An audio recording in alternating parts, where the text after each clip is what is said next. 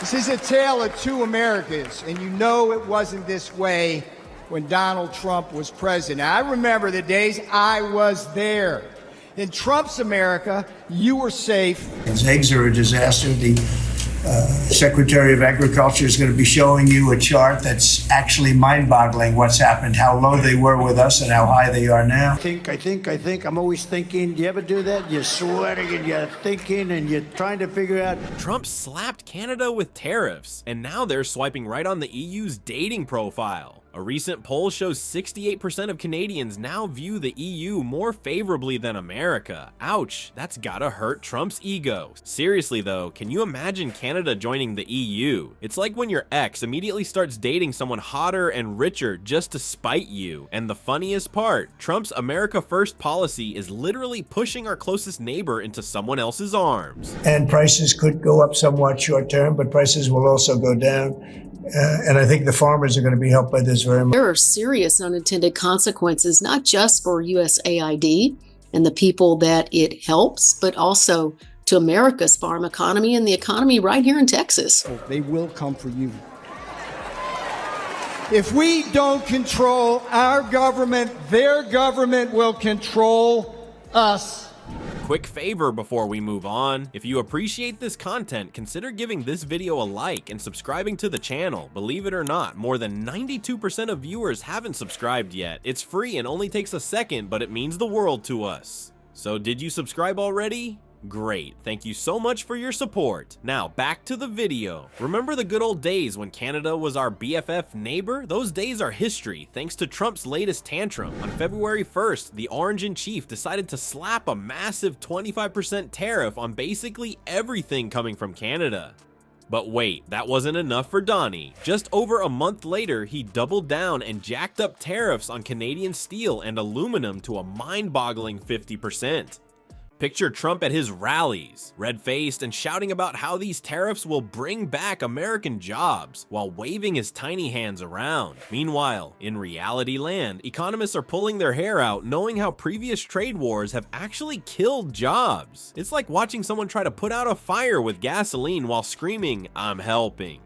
I mean, who would have thought that a thrice married billionaire who's been sued more times than he's had affairs wouldn't hold up his part of the deal? Alleging unspecified corruption at USAID and calling to close it down. He added more during comments at the White House today.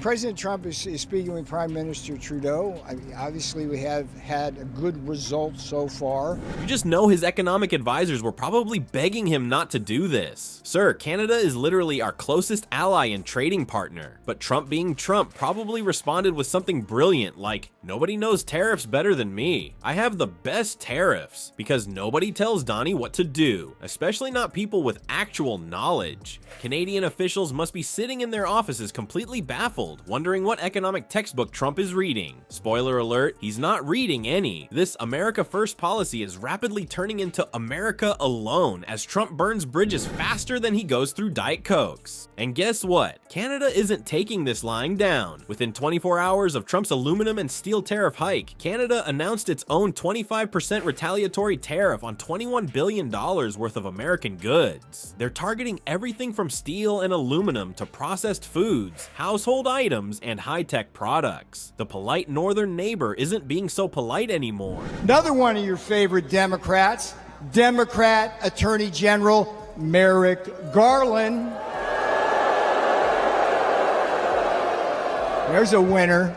That a lot of farmers have relied on that and put some upfront costs expecting the reciprocation of the government funding under this act. We'll take a look at TikTok. We're looking at TikTok. We may be banning TikTok. We're not doing anything with TikTok. Joe Biden is responsible for banning TikTok. The economic fallout has been brutal. Jobs are disappearing on both sides of the border while consumers are paying more for everyday items. It's like Trump is determined to make both countries poorer just to stroke his ego. But here's where things get really interesting. Canada's response goes way beyond just matching tariffs. They've launched the largest boycott of American goods in modern Canadian history. Maple Leaf shoppers are leaving American products on the shelves and seeking alternatives from literally anywhere else. When you've managed to make Canadians mad, you know you've really messed up. While Canadians are tossing American products back on the shelf, they're apparently swiping right on Europe instead. And this isn't just some casual rebound. Canada is getting serious with its European crush. Prime Minister Mark Carney made his intentions crystal clear when he completely ghosted Washington for his first international trip, flying straight to France and the UK instead. That's not just diplomatic shade, that's a full-on relationship status change from "it's complicated with America" to "in a serious relationship with the EU.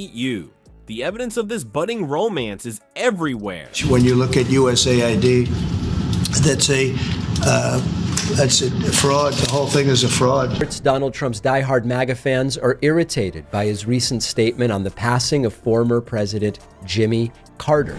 Donald Trump sat and watched for over 3 hours while our capital was brutally attacked by a mob that he sent there. Trade between Canada and the European Union has skyrocketed by over 50% since they signed their trade agreement back in 2017. While Trump is firing off angry tweets about Canadian unfairness, Carney is sharing croissants with European leaders and talking about their shared values. Mark Carney isn't being subtle about this new relationship either. He's literally calling Canada the most European nation outside of Europe. Ouch. Can you imagine how that makes Trump feel? His ego must be more deflated than his hair in the rain. And it's not just talk. Canada is backing it up with action by joining European military initiatives like PESCO, which coordinates troop movements across Europe. They're not just trading maple syrup for champagne. They're getting NATO serious. It makes a weird kind of sense when you think about it. Canada already shares a lot with European countries. Universal healthcare, functioning democracy, and a genuine belief that the government should actually help people. They're basically European already, just with better poutine and hockey. But here's the truly mind-blowing part. A whopping 44% of Canadians actually support joining the European Union. Yes, you heard that right. They want to formally join a union that's literally an ocean away. Geographically impossible? Maybe. But when your next door neighbor turns into a raging lunatic who keeps stealing your stuff, suddenly that long distance relationship starts looking pretty good. Of course, actually joining the EU would be complicated. Canada would need to adopt all those EU laws and regulations, switch to the euro, and probably start drinking room temperature beer. If that's too much commitment, they could follow Norway or Switzerland's model. Friends with benefits, but not fully committed. This is a tale of two Americas, and you know it wasn't this way when Donald Trump was president. I remember the days I was there. In Trump's America, you were safe. His eggs are a disaster. The Secretary of Agriculture is going to be showing you a chart that's actually mind-boggling what's happened, how low they were with us and how high they are now. I think. I'm always thinking. Do you ever do that? You're sweating and you're thinking and you're trying to figure out. What we're witnessing here isn't just a trade tiff, it's a geopolitical earthquake. Trump's bully tactics have backfired spectacularly, pushing our maple-loving neighbors straight into Europe's welcoming arms. This represents the biggest North American alliance shift since Papa Roosevelt was in office. The history books will note this moment as when America fumbled its most stable relationship. Remember the 1980s trade disputes? Even those got resolved through actual grown-up negotiations. But now we've got Canada checking out Europe's dating profile while American businesses are freaking out about losing their northern market access. The million-dollar question isn't whether Canada can technically join the EU. It's whether America can win back its bestie before the damage becomes permanent. As Donnie Tantrum keeps throwing economic hissy fits, Canada's teaching us that even the politest neighbors eventually say, sorry, not sorry, and find new friends. Who knew the country of mousse and maple syrup had such a spectacular backbone?